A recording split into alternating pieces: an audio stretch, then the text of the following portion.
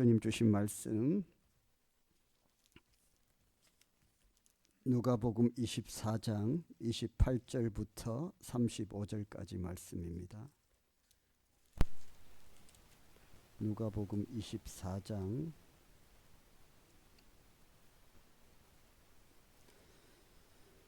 한 절씩 읽고 마지막 절은 우리 합독을 하겠습니다. 그들이 가는 마을에 가까이 가매 예수는 더 가려 하는 것 같이 하시니 때가 저물어 가고 날이 이미 기울었나이다 하니 이에 그들과 함께 유하려 들어가시니라. 그들과 함께 음식 잡수실 때에 떡을 가지사 축사하시고 떼어 그들에게 주시니 그들의 눈이 밝아져 그들인 줄 알아 보더니 예수는 그들에게 보이지 아니하시는지라. 그들이 서로 말하되 길에서 우리에게 말씀하시고 우리에게 성경을 풀어주실 때에 우리 속에서 마음이 뜨겁지 아니하더냐 하고 곧 그때로 예루살렘에서 돌아가 보니 11 제자 및 그들과 함께한 자들이 모여 있어. 같이 읽겠습니다. 44절에 말하기를 주께서 과연 살아나시고 시몬에게 보이셨다 하는지라. 같이 읽겠습니다. 두 사람도 길에서 된 일과 예수께서 떡을 떼심으로 자기들에게 알려지신 것을 말하더라. 아멘. 할렐루야, 할렐루야. 예, 주님 부활하셨습니다. 우리 하나님께 영광 올려드리겠습니다. 우리 성도님들께 다 그렇게 인사하십시오. 주님 부활하셨습니다.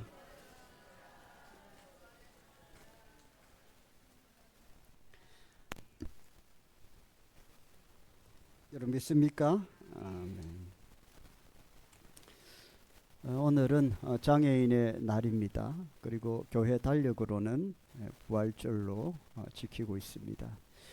부활절은 기독교 명절 가운데에 아주 중요한 명절 중에 하나입니다.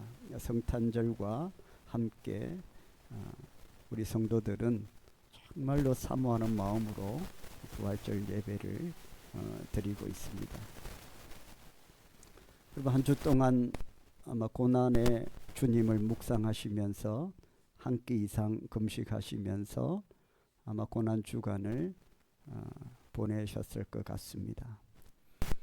십자가에 고난 당하신 우리 예수 그리스도의 그 고난의 은혜로 말미암아 저와 여러분의 죄가 사하여진 줄 믿습니다.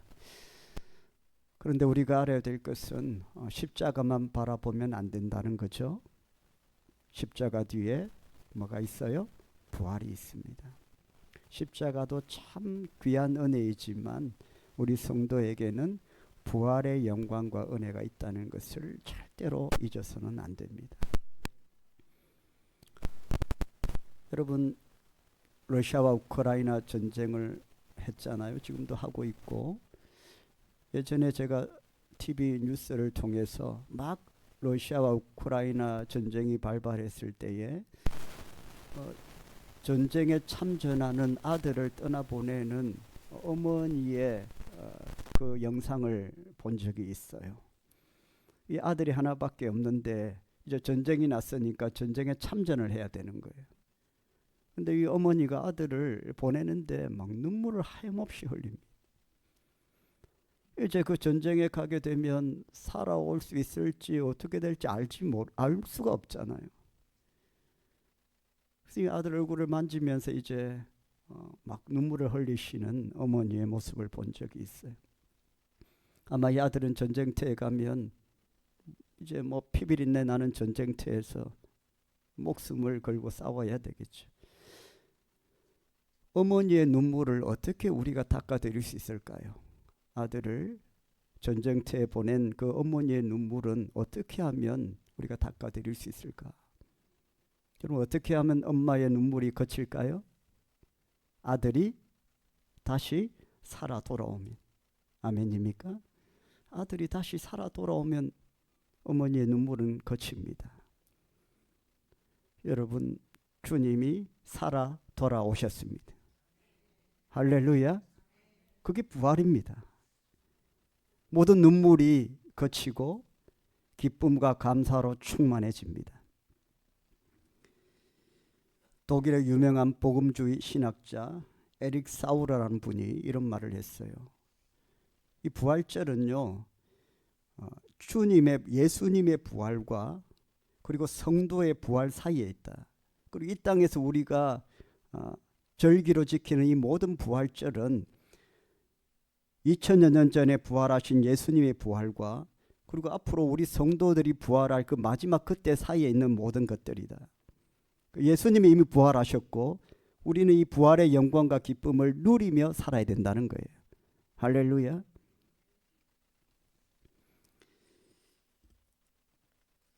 오늘 본문에 나오는 엠마오로 가는 두 제자 이야기가 바로 그런 말씀입니다. 예수님의 제자 두 명이 지금 엠마오로 가고 있습니다. 지난 주일 오후 예배 때 엠마오로 가는 두 제자에 대한 영화를 봤었죠. 네. 엠마오가 정확히 어디인지는 성경에 나오지 않습니다. 여러 설이 있는데요.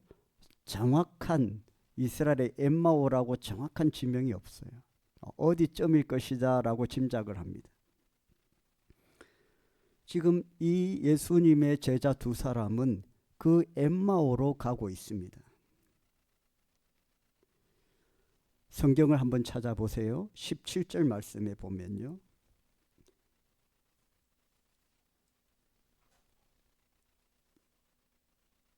17절입니다. 같이 한번 읽어보겠습니다. 화면에도 제가 띄워드리겠습니다. 시작. 예수께서 이르시되 너희가 길 가면서 서로 주고받고 하는 이야기가 무엇이냐 하시니 두 사람이 슬픈 빛을 띠고 머물러 서더라. 이 두 사람의 얼굴이 말이 아닙니다. 굉장히 슬픈 빛을 띠고 있다고 했어요. 왜 그럴까요? 왜 이 두 제자의 얼굴에 기쁨이 없습니까? 예수님이 십자가에 못 박혀서 돌아가셨잖아요. 그래서 굉장히 낙심 가운데 있는 겁니다. 절망 가운데 있는 거예요. 모든 것을 다 이루실 줄 알고 믿고 신뢰하고 3년 동안 훈련받고 따랐는데 열심히 믿음 생활했는데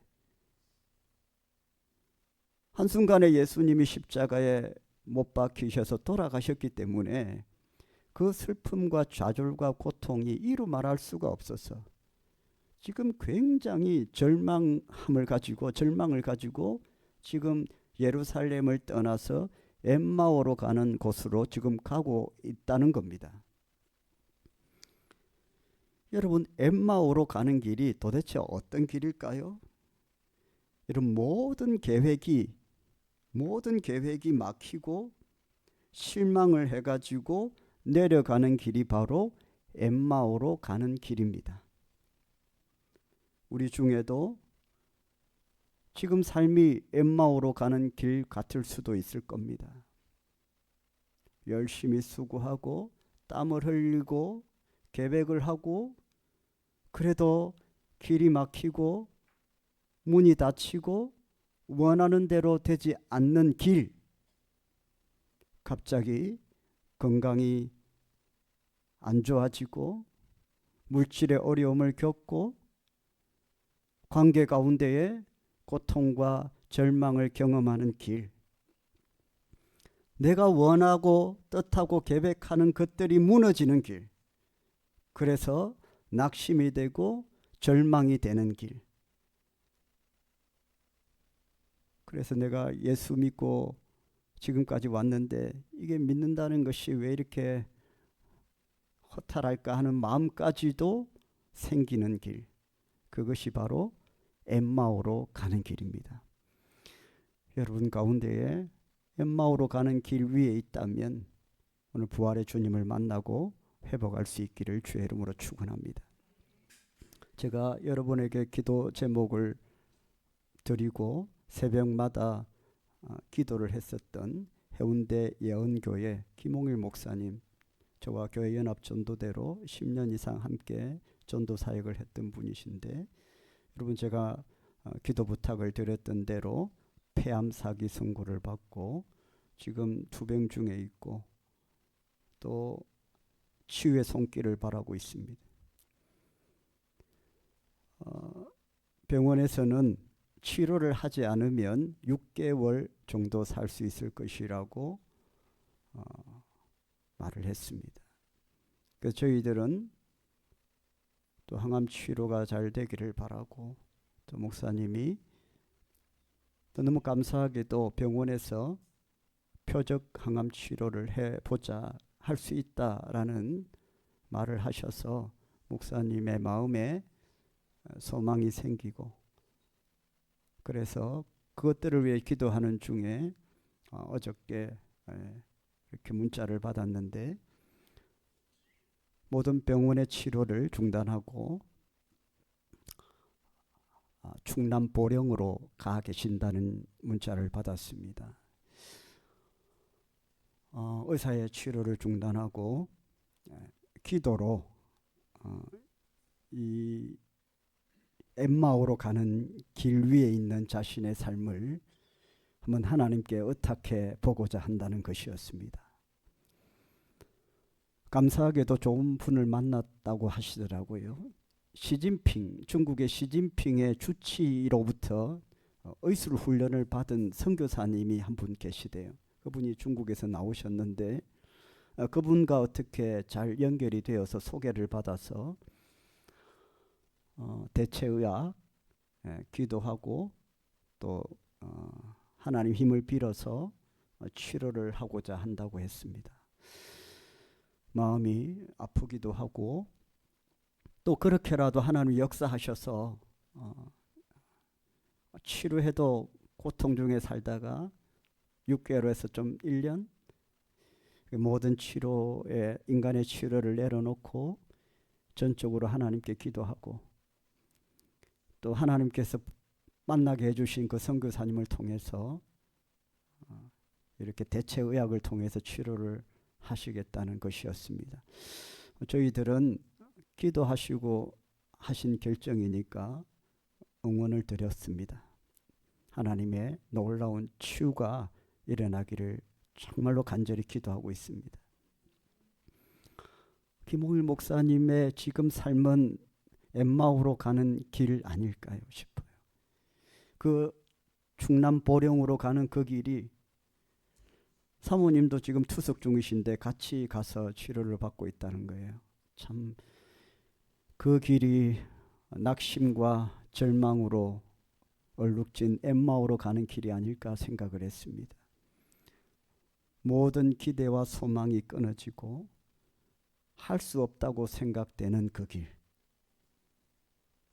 낙심이 되고 절망이 되어서 포기하고 싶은 그 길, 여러분 그 길이 엠마오로 가는 길입니다. 혹시 여러분 가운데에 그 길 위에 있다면 엠마오까지는 절대로 가서는 안 됩니다.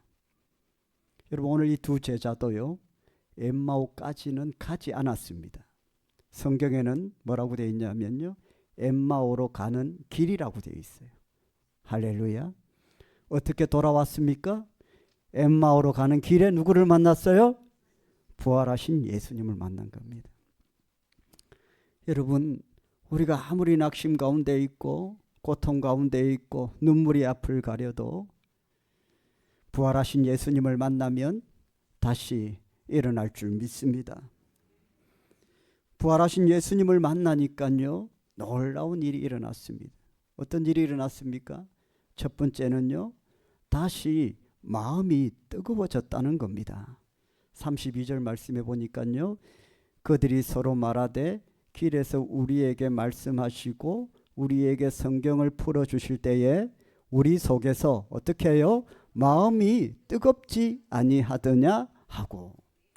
여러분 이 두 제자가요, 마음이 다 식은 상태로 낙심과 절망을 가지고 엠마오로 가고 있었어요. 그런데 그 길에서 부활하신 예수님을 만나고 나서는 마음이 어떻게 됐다는 거예요? 뜨거워졌다는 겁니다. 뜨거워졌다는 거예요. 마음이 뜨거워졌다는 겁니다. 누굴 만나고요? 부활하신 예수님을 만나고. 할렐루야. 할렐루야. 부활하신 예수님을 만나니까 마음이 뜨거워지더라는 겁니다.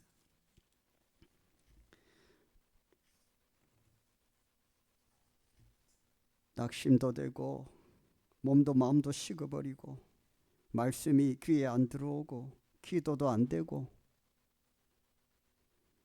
그런데 예수님을 만나니까, 부활하신 예수님을 만나니까 다시 마음이 뜨거워지더라는 겁니다. 말씀이 다시 생각나고 기도하고 싶고 예배 드리고 싶고, 이런 회복의 역사가 일어난다는 거예요. 예수님을 만나니까.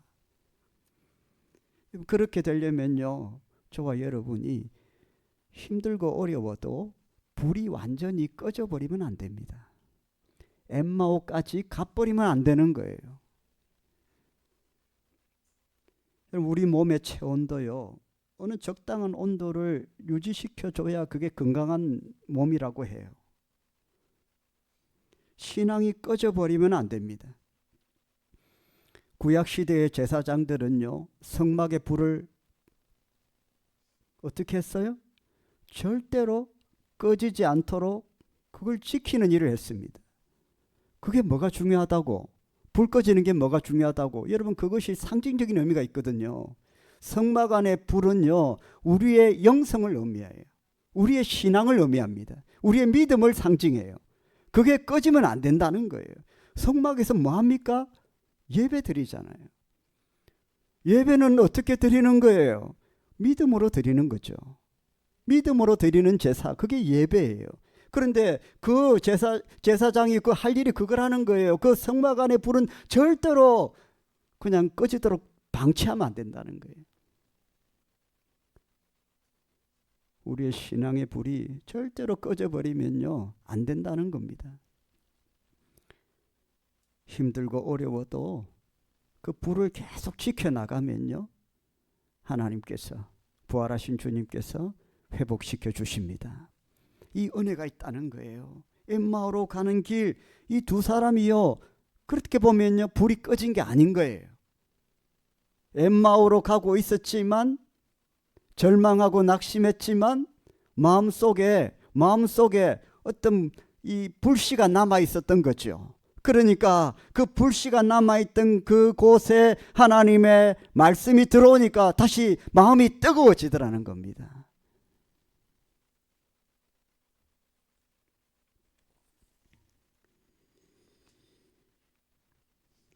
어떻게 인생에 좋은 일만 있을 수 있겠습니까? 어떻게 바라던 대로만 다 될 수 있겠습니까?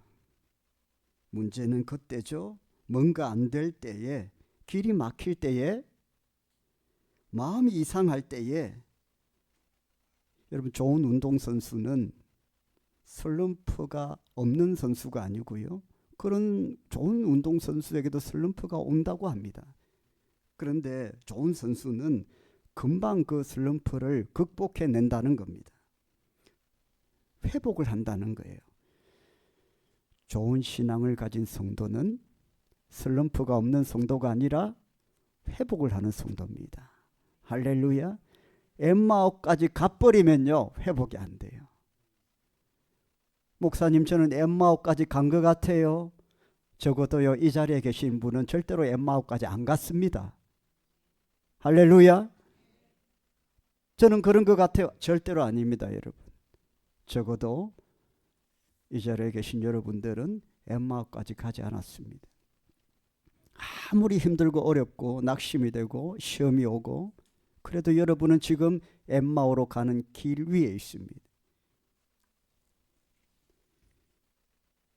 예수님을 만나니까 다시 가슴이 뜨거워집니다. 여러분도 그렇게 되시기를 주님의 이름으로 축원합니다. 마음이 뜨거워지니까 어떻게 됩니까? 부름받은 자리로 다시 돌아가는 것입니다. 33절을 읽어볼까요? 곧 그때로 일어나 예루살렘에 돌아가 보니 11 제자 및 그들과 함께한 자들이 모여 있어. 엠마오로 가다가요, 부활하신 예수님을 만나고 다시 어디로 돌아간다는 거예요? 예루살렘으로 돌아간다는 겁니다, 여러분. 자, 예루살렘이 어떤 곳이에요? 그들이 부름받았던 곳이고 그들의 섬김과 사역이 있는 곳이고 주님과 함께 했던 곳입니다. 사명의 자리로 돌아갔다는 겁니다. 오늘 33절 말씀에 보니까요, 곧 그때로, 망설이지 않았다는 겁니다. 곧 그때로 일어나 예루살렘에 돌아가 보니, 망설이지 않았다는 겁니다. 그럼 마음이 뜨거워지고 하나님께서 마음을 주실 때에는요, 어떻게 해야 돼요? 인간적인 생각 하지 마세요. 인간적인 생각을 하면요, 안 됩니다. 그때는 안 돼요. 하나님이 마음을 주시고 마음이 뜨거워질 때, 감동을 주실 때에 즉시 순종하는 겁니다. 하나님께서 막 역사하시려고 하는데 왜 그때 망설입니까, 여러분? 하나님께서 막 기적을 이루려고 하는데요. 그러니 이 두 제자의 신앙은요, 비록 엠마오로 가고는 있었지만 불이 꺼진 것이 아니라는 겁니다. 그러니 예수님 말씀 듣고 나서 갑자기 마음이 뜨거워지고, 그리고 바로 그때로 예루살렘으로 돌아갔다는 거예요. 그리고 뭘 합니까?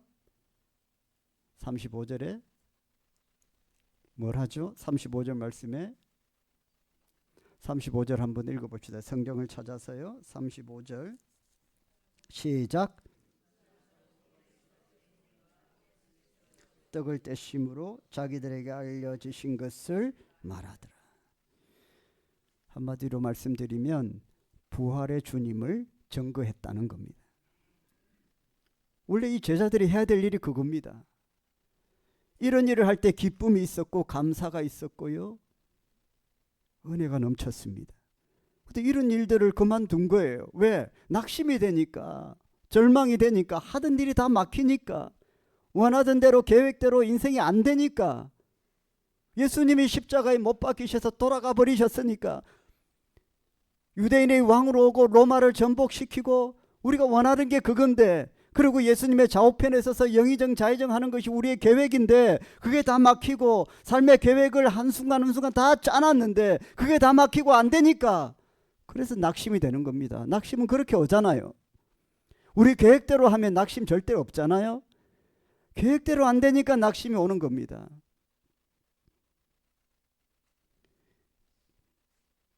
그런데 예수님을 만나고, 어떤 예수님? 부활하신 예수님, 사망과 죽음의 권세를 이기신 예수님. 할렐루야. 죽어버리면 안 되죠. 사망과 죽음의 권세를 이기신 예수님. 그러니까 여러분, 우리가 믿음 생활할 때에 나는 죄인입니다, 그 참 은혜로워요. 그런데 거기에 너무 매몰되어 있으면 안 돼요. 나는 죄인이지만 또한 의인이에요. 하나님의 은혜로 구원받았잖아요. 그러니까 너무 십자가에 그렇게 너무 매몰되어 있지 마시고 부활하신 주님을 받아볼 수 있기를 주의 이름으로 축원합니다. 십자가 되는 부활이 있습니다.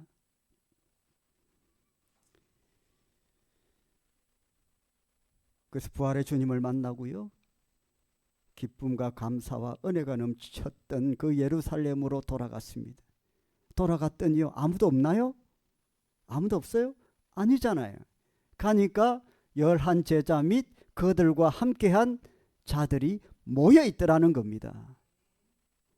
여러분, 십자가의 그 죽음의 그 모든 것들을 목격을 하고 그래도 엠마오로 가지 않고, 아무리 힘들고 어려워도 엠마오로 가는 사람이 있고 그냥 모여서 함께 기도하고 으쌰으쌰 하는 사람들이 남아 있는 겁니다, 여러분.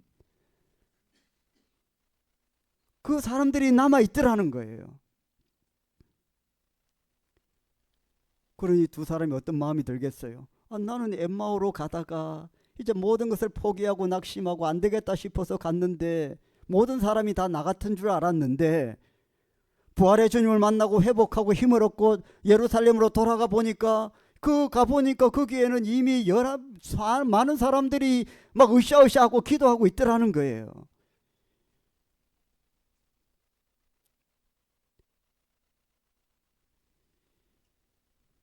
여러분, 부활의 주님이 이런 능력이 있습니다.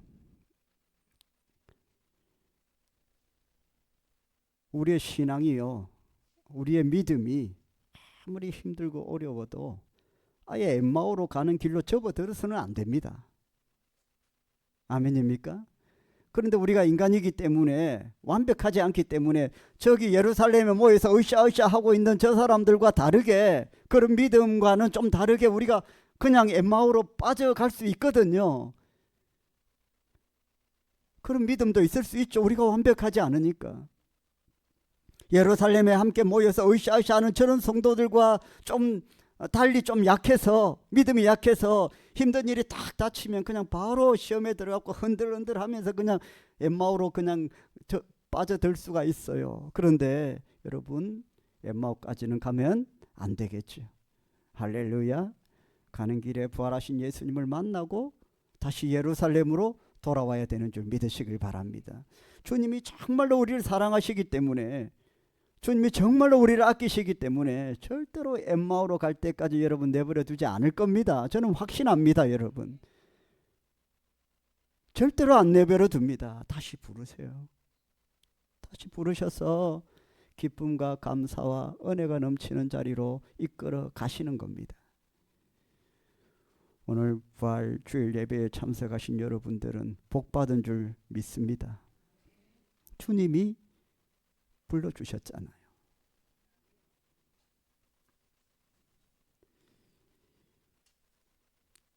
그리고 예루살렘에서 예수 그리스도를 증거했다는 겁니다. 우리가 믿는 예수님이 진짜라고 믿는다면 여러분, 전해야 됩니다. 확신이 있으면 전할 수밖에 없습니다. 말을 못하는 것은 내 안에 확신이 없기 때문에 그렇습니다. 여러분, 우리가 살아있는 동안, 그리고 숨지는 그 순간까지 반드시 해야 될 일이 있다면 그것은 부활하신 예수 그리스도를 증거하는 것입니다. 미국에 스탠포드라는 대학교가 있습니다. 그 학교를 설립한 사람은 스탠포드라는 사람인데요. 스탠포드는 굉장히 돈이 많은 사람이었고, 또 캘리포니아 출신의 상원 의원이기도 했습니다. 그에게는 아주 잘생기고 총명한 외아들이 있었는데 장티푸스로 그냥 죽어버렸습니다. 청년 때에. 아버지의 슬픔은 이루 말할 수가 없었겠죠. 장례식을 치르던 날 스탠포드는 깊은 절망과 낙심 가운데에 살아가는 것이 별로 의미가 없다 생각을 했습니다. 그날 밤 잠을 이루지 못하다가 힘들게 잠이 들었는데 스탠포드의 꿈속에 아들이 나타났습니다. 꿈속에서 너무나도 생생하게 아들이 스탠포드에게 한 말은, 아버지, 나는 죽지 않았어요. 나는 살아 있어요. 나는 부활하신 예수님과 함께 있어요. 스탠포드는 깜짝 놀랐습니다. 죽은 줄만 알았던, 영원히 죽어서 볼 수 없을 것 같았던 아들이 꿈속에서 너무나도 생생하게 나타나 말을 했고, 그것도 본인 입으로 나는 살아있고 부활하신 예수님도 함께 있다고 하는 그 말을 듣고 충격을 받았습니다. 잠에서 깨었고 다음 날 그는 정신이 번쩍 들었습니다. 그렇지, 내 아들은 살아있구나. 그런 삶에 대한 소망을 다시 갖게 되었습니다. 그래, 살아있다. 그리고 그때부터 샌포드는 아들과 같은 또래의 청년들에 대한 마음을 갖게 되었고, 그 당시 돈으로 200억을 사재를 출연해서 스탠포드 대학을 설립을 했습니다. 그리고 유명한 유언을 남겼죠. 내가 죽을 때에 동전 하나 남기지 말고 청년들 교육에 사용하라는 말도 남겼습니다. 예수님도 살아계시고 내 아들도 살아계신다는 것이죠. 여러분, 저와 여러분도 부활의 주님을 만났습니다. 그리고 구원받았죠. 그리고 우리는 다시 부활합니다. 예수님은 분명히 부활하셨습니다. 이제 우리도 부활합니다. 엠마오로 갈 수도 있습니다. 그 길로 안 접어들면 제일 좋겠지만 신앙생활 하다 보면 나도 모르게 그냥 내가 엠마오로 가고 있는 걸 느낍니다. 이 길로 가면 안 될 것 같은데 하면서도 나도 모르게 우리가 완벽하지 않기 때문에 그냥 엠마오라는 그 길로 그냥 가고 있는 자신을 발견합니다. 두 제자죠. 너도 가고 있어? 나도 가고 있어. 그래서 마치 나 혼자만 가는 게 아니고 한 사람 더 가고 있기 때문에 이 길이 맞다고 착각할 수도 있습니다. 근데 여러분 보십시오. 예루살렘에는요, 더 많은 사람들이 으쌰으쌰하고 기도하고 있어요. 그 길이 온전하고 바른 길은 아니지만 우리가 연약하기 때문에 살다 보면 그 길로 접어들 수 있다는 겁니다. 그럼에도 불구하고 저와 여러분을 사랑하시는 주님께서 절대로 그 길의 끝으로 가도록 내버려 두지는 않을 것입니다. 그래서 제가 말씀드린 것은 우리가 절대로 성전의 불이 꺼지도록 방치해서는 안 된다는 믿음을 가지고 누군가의 기도와 누군가의 중보와 누군가의 도움을 통해서 어떻게 하든 간에 우리가 하나님의 손을 붙들고 있어야 되고, 그리고 하나님께서 마침내 우리를 건져주십니다. 지금이 그런 기류에 있다면 오늘 부활주의를 통해서 부활하신 주님을 다시 만나시기를 바라고요. 다시 예루살렘으로 회복하시기를 주의 이름으로 축원합니다. 기도하겠습니다.